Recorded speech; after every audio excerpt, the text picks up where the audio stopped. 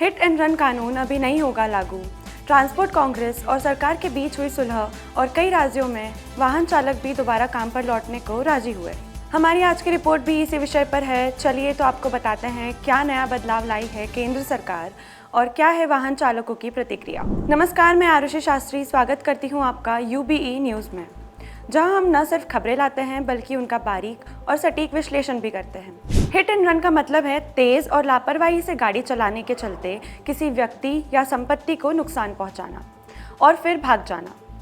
भारतीय न्याय संहिता की धारा 104 में हिट एंड रन का जिक्र किया गया है, जिसमें ड्राइवर की लापरवाही से पीड़ित की मौत होने पर 10 साल की सजा का प्रावधान है। केंद्र सरकार के नए हिट एंड रन कानून पर देश भर में बवाल खड़ा हो गया है।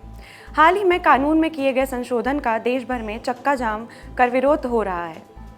मध्य प्रदेश, उत्तर प्रदेश, राजस्थान, महाराष्ट्र समेत कई प्रदेशों में ट्रक ड्राइवरों की हड़ताल के चलते हाहाकार मचा हुआ है। पेट्रोल पंपों पर लंबी लंबी कतारें लगी हुई हैं।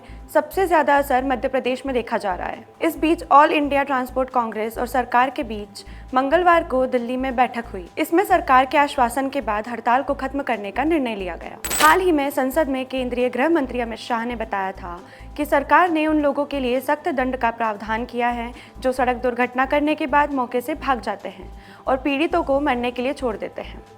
इसके साथ ही गृह मंत्री ने यह भी कहा था कि उन लोगों के लिए कुछ उदारता दिखाई जाएगी जो खुद से पुलिस को सूचित करेंगे और घायलों को अस्पताल ले जाएंगे। हालांकि भारतीय दंड संहिता में ऐसा कोई प्रावधान नहीं है। केंद्रीय गृह सचिव अजय भल्ला ने कहा कि हिट एंड रन का नया कानून अभी लागू नहीं होगा। उन्होंने कहा कि 10 साल की सजा और जुर्माने का प्रावधान को फिलहाल लागू नहीं किया जाएगा।